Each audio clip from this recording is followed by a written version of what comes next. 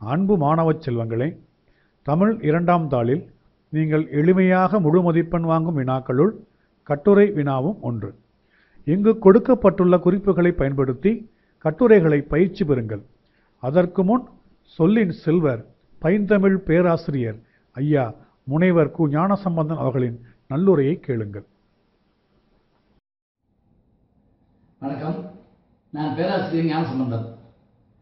பொதுக்கட்டுரைகள் எழுதுகிற போது அதில் முழு மதிப்பெண் பெற வேண்டும் என்றால் அதற்கு ஏதேனும் எளிய வழிகள் உள்ளதா என்று நாம் ஆராய்ந்து பார்த்தால் அது மாணவர்களுக்கு சொல்லித்தரலாம். எளிய வழிகள் உள்ளன. எப்படி? தலைப்பு, அந்த தலைப்பையே நாம் கவிதையாக மாற்றிக்கொள்ளுதல் ஒன்று. முன்னுரை எழுதுகிற போது மேற்கோளால் அந்த முன்னுரையை அலங்கரித்தல் 2. உட்தலைப்புகள் தனித்தனியாக எழுதல் 3. மேற்கோள்கள் மூலமாக அரிய செய்திகளை தருதல் 4. முடிவுரை எழுதுகிற போது மேலே சொன்ன செய்திகளை எல்லாம் தொகுத்து அதற்கு எண்ணிட்டு இவ்வாறாக இந்த கட்டுரை மூலமாக அந்த செய்தியை கூறுகிறோம் என்று சொன்னால் அது முடிவுரை. இப்படி ஒரு முறையை வகுத்துக் கொண்டு நாம் கட்டுரை எழுதினால் நிச்சயமாக முழு மதிப்பெண் பெறலாம்.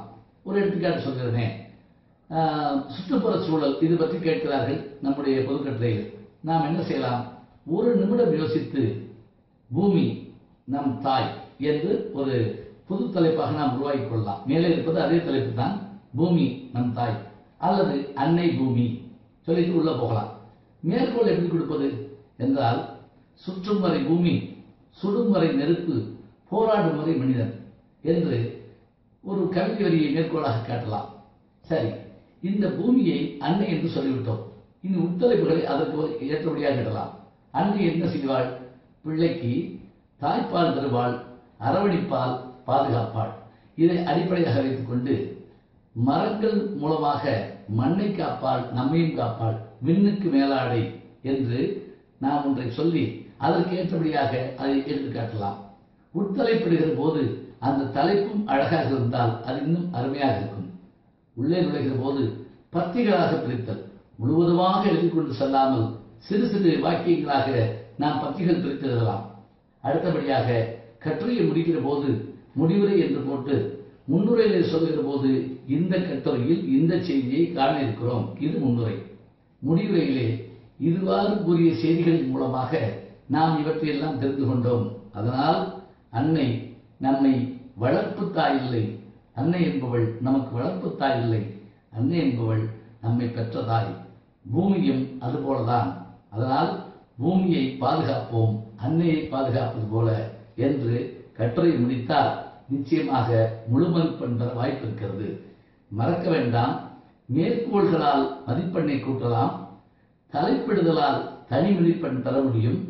பத்தி பிரித்து எழுதுவதன் மூலமாக திருத்துகின்ற ஆசிரியருக்கு இடர்பாடு இல்லாமல் நாம் நம்முடைய நடையை கொண்டு செல்லலாம். முடிவுரையிலே நாம் தருகிற செய்தி கட்டுரையின் சாரமாக 1, 2, 3 என்று எண்ணிட்டு கூட அந்த கட்டுரையினுடைய தொகுப்பை கொடுப்போமே, ஆனால் அந்த முடிவுரை மிக அழகாக அமையும். இவ்வாறாக பொதுக்கட்டுரைக்கு நாம் அஞ்சாமல், ஏனென்றால் அது நாம் மனப்பாடம் செய்ய வேண்டியதில்லை, நாம் படித்த செய்தியை வைத்துக் கொண்டு நாம் அதை பாராட்டப் போகிறோம். இப்படி பொதுக்கட்டுரை எழுதுவதற்கு மாணவர்களை நாம் பழக்கிவிட்டோம் என்று சொன்னால் நிச்சயமாக தனியாக படித்துவிட்டு வர வேண்டியதில்லை, அவர்கள் படித்ததை வைத்துக் கொண்டு மதிப்பெண் பெற முடியும். வெற்றி அவர்களுக்குத்தான். முழு மதிப்பெண்ணை பொதுக்கட்டுரையில் பெறுவோம். மழைநீர் சேகரிப்பு என்ற கட்டுரை மாதிரி இங்கு கொடுக்கப்பட்டுள்ளது. நீங்கள் பார்க்கும் வினாத்தாளில் இவ்வாறாக மழைநீர் சேகரிப்புக்கான குறிப்புகள் வழங்கியிருப்பார்கள். நீரின் இன்றியமையாமை, மழைநீர் சேகரிப்பு, சேமிப்பின் அவசியம், சேகரிக்கும் வழிகள், உயிர்த்துளி. இக்குறிப்புகளை பயன்படுத்தி நீங்கள் குறிப்பு சட்டகம் அமைத்து கட்டுரையை தொடங்க வேண்டும். மழைநீர் சேகரிப்புக்கான குறிப்பு சட்டகத்தை இவ்வாறு அமைக்கலாம். முன்னுரை, நீரின் இன்றியமையாமை, மழைநீர் சேகரிப்பு, சேமிப்பின் அவசியம், சேகரிக்கும் வழிகள், உயிர்த்துளி. முடிவுரை. முன்னுரையும் முடிவுரையும் வினாத்தாளில் வழங்கப்பட்டிருக்காது. நீங்கள் அதனை குறிப்பு சட்டகத்துடன் இணைத்து பயன்படுத்த வேண்டும். இப்பொழுது மழைநீர் சேகரிப்பு கட்டுரை மாதிரியை காண்போம். முன்னுரை. நீரின்றி அமையாது உலகு என்றார் வள்ளுவர். நீர் இல்லை என்றால் உலகம் இல்லை, உயிர்கள் இல்லை. அத்தகைய நீரை சேமிப்பதின் அவசியத்தை இக்கட்டுரையில் காண்போம். நீரின் இன்றியமையாமை. தாயில் சிறந்ததொரு கோயிலும் இல்லை என்பது போல தண்ணீரிலும் சிறந்ததொரு உயிர் காப்பும் இல்லை. உயிரின் அடிப்படை தேவைகளுள் நீர் இன்றியமையாதது. பூமி உயிர்ப்புடன் இருக்க மழையே காரணம். நீர்நிலைகள் நிரம்பிவிட்டால் உலகில் எந்த உயிரினமும் வாழ முடியாது. மழைநீர் சேகரிப்பு. மழைநீர் உயிர்நீர் என்பதை உணர்ந்து மழைநீரை சேமிக்க வேண்டும். மொட்டை மாடியில் விழும் மழைநீரை வீணாக்காமல் தரைப்பகுதியில் சேகரிப்பு தொட்டி கட்டி சேமிக்க வேண்டும். மழைநீர் சேமிப்பு திட்டம் எளியதும் மிகுந்த பயன் தருவதும் ஆகும். சேமிப்பின் அவசியமும் சேகரிக்கும் வழிகளும். மணிநீரும் மண்ணின் மழையும் அணிநிழற் காடும் உடையது அரண் என்னும் குறட்பா நீரின் அவசியத்தை கூறுகிறது. அந்த வானம் அழுதால்தான் இந்த பூமியே சிரிக்கும் என்ற பாடலுக்கேற்ப மழைநீர் சேகரிப்பே அடிப்படை வளங்களை அதிகமாக்கும்.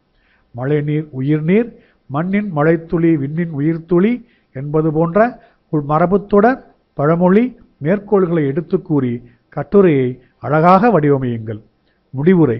மாறியல்லாது காரியமில்லை என்ற பழமொழிக்கேற்ப மழையே உயிர்களை வாழ வைக்கிறது. மழையை மண்ணுக்கு வரவழைக்கும் மரங்களை வளர்ப்போம். உயிர்காக்க பெய்யும் மழைநீரை சேகரிப்போம். இக்கட்டுரை இங்கு கொடுக்கப்பட்டுள்ள மரபுத்தொடர் பழமொழி செயல்கள் மேற்கோள்கள் ஆகியவற்றை அடிப்படையாக கொண்டு வழங்கப்பட்டுள்ளது.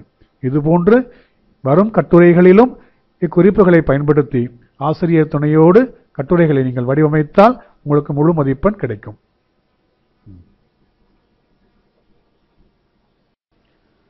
மாதிரி கட்டுரையை பார்த்தோம் அல்லவா? முதலில் வினாத்தாளில் கொடுக்கப்பட்டுள்ள வினாவினை நன்கு படியுங்கள். குறிப்பு சட்டகம் அமையுங்கள்.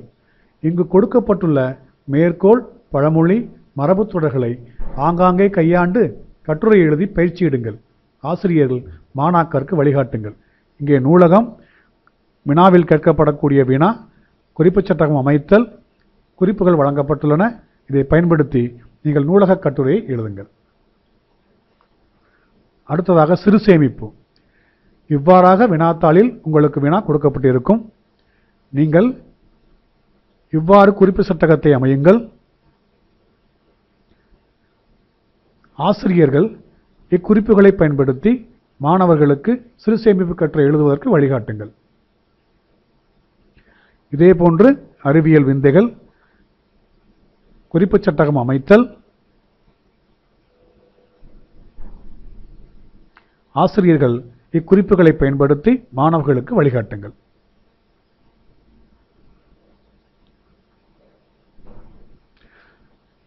கட்டுரை பயிற்சியில் மிக முக்கியமான வினாவாக இது கருதப்படுகிறது. சுற்றுச்சூழல் பாதுகாப்பு. சுற்றுப்புறச்சூழல், மாசுபடுதல், மாசு கட்டுப்பாடு, மழைநீர் சேகரிப்பு, உலகை காப்போம். இவ்வாறாக உங்களுக்கு வினா கொடுக்கப்பட்டிருக்கும். நீங்கள் இதை பயன்படுத்தி குறிப்பு சட்டகம் அமையுங்கள். இக்குறிப்புகளை பயன்படுத்தி கட்டுரையை செம்மையாக எழுதுங்கள். தேசிய ஒருமைப்பாடு. வினா இவ்வாறு உங்களுக்கு வழங்கப்பட்டிருக்கும். இவ்வாறாக நீங்கள் குறிப்பு சட்டகத்தை முன்னுரை முடிவுரையோடு அமையுங்கள்.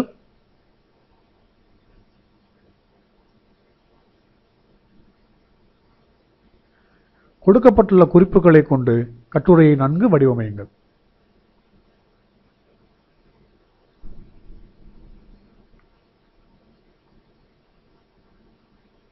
தேசிய ஒருமைப்பாடு. இக்குறிப்புகளை பயன்படுத்தி தேசிய ஒருமைப்பாட்டுக்கான கட்டுரையை நீங்கள் வடிவமையுங்கள்.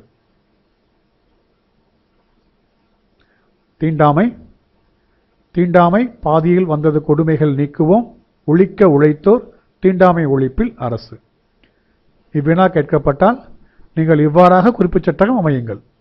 முன்னுரை தீண்டாமை பாதியில் வந்தது கொடுமைகளை நீக்குவோம், ஒழிக்க உழைத்தோர், தீண்டாமை ஒழிப்பில் அரசு. முடிவுரை. இக்குறிப்புகளை பயன்படுத்தி நீங்கள் கட்டுரைகளை பத்திகளாக பிரித்து குறுந்தலைப்புகள் இட்டு மேற்கோள்கள் மரபுத்தொடர் பழமொழி அனைத்தையும் பயன்படுத்தி முழு மதிப்பெண் எடுக்க திரும்ப திரும்ப பயிற்சி பெறுங்கள். பெண் கல்வி. பெண்ணின் பெருமை, பெண்கள் நிலை, பெண் விடுதலை ஆகிய குறிப்புகளை பயன்படுத்தி குறிப்புச் சட்டகத்தை அமையுங்கள்.